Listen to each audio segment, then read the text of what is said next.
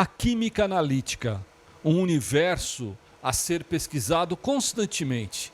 Ao meu lado está a professora doutora Juliana Cristina Barreiro, e ela nos explica muito bem o que vem a ser essa área, essa linha de pesquisa. Professora, o que vem a ser a química analítica, onde ela pode ser aplicada? A química analítica ela é aplicada em várias áreas, né, da química, como na parte de alimentos, na parte de fluidos biológicos, na parte ambiental, né? E é muito interessante porque a química analítica, e especialmente a técnica que a gente vai apresentar hoje para vocês, que é a cromatografia líquida acoplada à espectrometria de massas, né? Ela surgiu, mas não é uma técnica tão antiga assim, né? É relativamente nova, mas ela nos permite identificar e quantificar substâncias químicas em níveis muito baixos, né? Na ordem de microgramas por litro, né? Aqui no grupo de pesquisa, no CEPOF, né, ela vai ser implementada para análise de controle de qualidade de alguns fármacos, né? Além disso, vai ser empregada também na análise de açúcares e álcools em bebidas alcoólicas, tais como a cerveja, né? Em outras áreas de pesquisa em geral. O legal é que quando ela fala dessa forma, a gente começa a entender que olha o nome, ó, cromatografia líquida, parece uma coisa bastante importante. Na ciência, no mundo da ciência, isso vem cada vez mais se agregando nas linhas que ora são desenvolvidas. Nesse caso aqui, nos fármacos. Imagina a degradação de fármacos. Como que um equipamento como esse aqui, ó, que vocês estão vendo, que serve para essa função, consegue fazer as análises disso? As análises do que a pesquisadora precisa, ou do que os pesquisadores precisam nas suas linhas de pesquisas em específico. Doutora, fala para mim, degradação de fármacos, de que forma isso pode ser analisado por essa técnica em questão? Essa técnica, ela permite nós identificarmos os produtos de degradação deles, né? Então, a partir de um espectrômetro de massas, né, a gente especificamente nesse equipamento, né, que é um triplo quadrupolo, a gente fala de técnica target, alvo, né? Então a gente sabe a molécula, a massa inicial dessa molécula, né?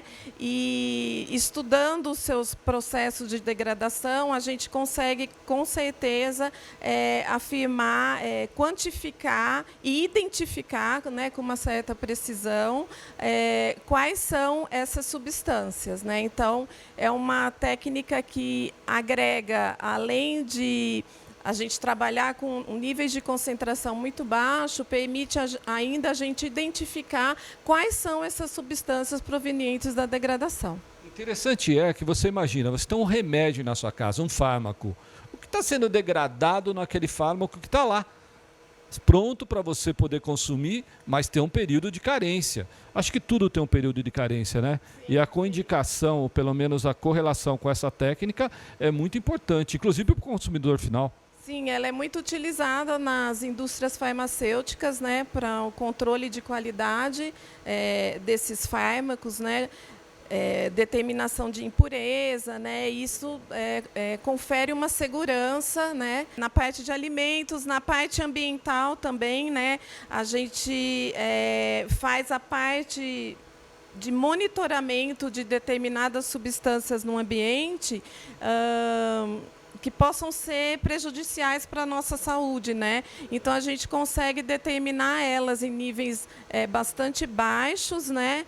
E monitorar a presença delas ali no ambiente. Imagine o quanto é importante. O ambiente pode ser água, pode ser a terra, onde se cultiva alimentos, pode ser em vários lugares, ou mesmo em objetos. São vários os momentos em que essa técnica pode ser aplicada em linhas diferentes de pesquisas, como dissemos anteriormente. Mas, mais importante do que isso, é que a doutora Juliana está aqui trabalhando esses conceitos para os pesquisadores do Centro de Pesquisa em Ótica e Fotônica. Eu diria que técnicas dessa natureza são fundamentais para a nossa vida, para o meio ambiente e para várias áreas, como ela mesmo disse. Professora, fala uma coisa para mim. A determinação de açúcares em bebidas e álcool. É importante, né? Porque o quanto tem de açúcar em uma determinada bebida, por exemplo, numa cerveja ou num vinho ou qualquer outro tipo de bebida. Para poder determinar a quantidade de álcool, inclusive exigido pela legislação, né? É algo muito assim. Existe um porquê legal na legislação aplicada para que a gente possa entender que dentro daquela garrafa de vinho, por exemplo, tem aquilo que está sendo escrito no rótulo. Exatamente. Na verdade, a gente chama de screening, né, onde a gente faz uma varredura e tenta identificar as substâncias que estão ali presentes, né, e aquelas que são de interesse, nós fazemos a quantificação delas, né, identificação e quantificação. Nesse caso, quando você, por exemplo, o teor de açúcar em uma determinada bebida pode estar, sim, sendo determinante para quem tem um problema com açúcar, por exemplo, uma pessoa diabética. Isso daí também. Mas aí tem que ter uma certa precisão também para que não haja fraude ou que aquilo que está sendo aparentemente apresentado não está sendo uma inverdade ou qualquer coisa dessa natureza. Então, é por isso que essa técnica é tão importante, né? Porque ela permite que a gente tem que desenvolver um método de análise, né, o mais preciso e exato, né, possível, para que nós possamos analisar as amostras de bebidas, né, que forem sendo que sejam necessárias serem avaliadas, né? Então, para isso a gente faz uma curva de calibração. Ela vai mostrar a curva no equipamento agora, porque o equipamento que ela vai tentar demonstrar tem um porquê. Essa curva de calibração, como a pesquisadora está querendo demonstrar agora, é que vai dar os parâmetros que ela precisa, ou pelo menos os parâmetros que ela necessita, ou que está sendo pesquisados.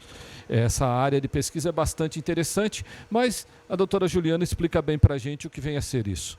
Na verdade, né, nós fazemos a análise, né, dos padrões em diferentes concentrações, né, e depois o método está desenvolvido e validado, né, as análises são realizadas e aí nós temos um software dentro do equipamento, né, que já nos fornece toda a análise aqui detalhada das amostras, dos controles de qualidade, né, sendo possível determinar, né, com precisão e exatidão quais serão os resultados obtidos. Interessante é que quando ela fala de quantificação e qualidade, a gente começa a pensar, quantificar é colocar, saber qual a quantidade existente, né? E lógico, quando fala de qualidade, de qualificação, de coisas dessa natureza, vai bem mais longe. São duas palavras muito essenciais dessa técnica, né, professora? Sim, sim, são. Por exemplo, quando a gente trabalha em fármaco, que a gente quer validar um medicamento novo, né, ele tem que seguir uma série de critérios, né, para que seja aceito na Anvisa, né? Então, o desenvolvimento do método, né, com todos esses parâmetros que a gente leva em conta, como a linearidade, a precisão, a exatidão, a reprodutibilidade, a repetibilidade, é que vão garantir a confiabilidade desse fármaco ou desse medicamento novo aí no mercado, né? A doutora disse para que nessa área em questão, nessa técnica de análise, se aplica tanto para fármacos, na área biológica, na área ambiental, na área de alimentos. Ela me deu vários exemplos nessas áreas em questão onde essa técnica pode ser aplicada. Agora, professora, a professora disse que em fármacos a degradação, né, em fluidos biológicos, também a professora me falou alguma coisinha. Sim, ela é bastante utilizada na análise de biológicos em química forense, né? Então, nisso a gente envolve a determinação de drogas, né? Até drogas de abuso, né? Que podem ser quantificadas e determinadas em saliva, em sangue, urina, plasma, né? Então, é uma técnica bem versátil, um equipamento bem versátil. A aplicação dessa técnica está aqui na USP, no Centro de Pesquisa em Ótica e Fotônica, que fica dentro do Instituto de Física da USP de São Carlos.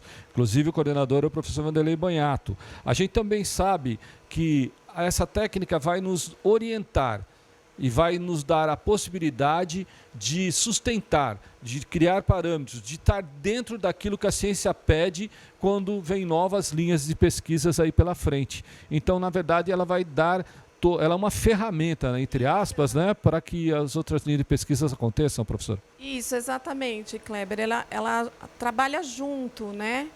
Em sintonia com outras técnicas. É claro que uma técnica só não vai te dar todas essas respostas, né? Mas ela vai auxiliar como uma ferramenta mesmo, juntamente com outras técnicas, na caracterização, identificação e determinação de uma determinada substância. Agora, professora, pensando em você, uma pessoa que vem da ciência, que trabalha a ciência faz muito tempo, que já é pós-doc nas áreas em questão.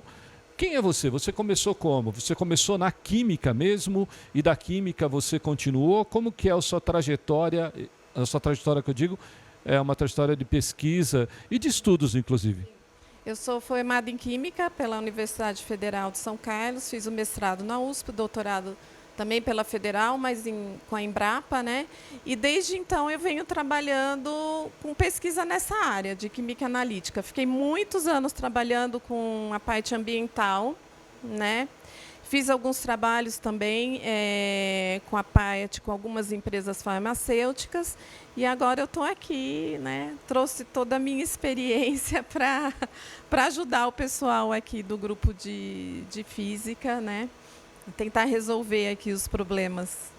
Problemas esses que terão solução. Sabe como?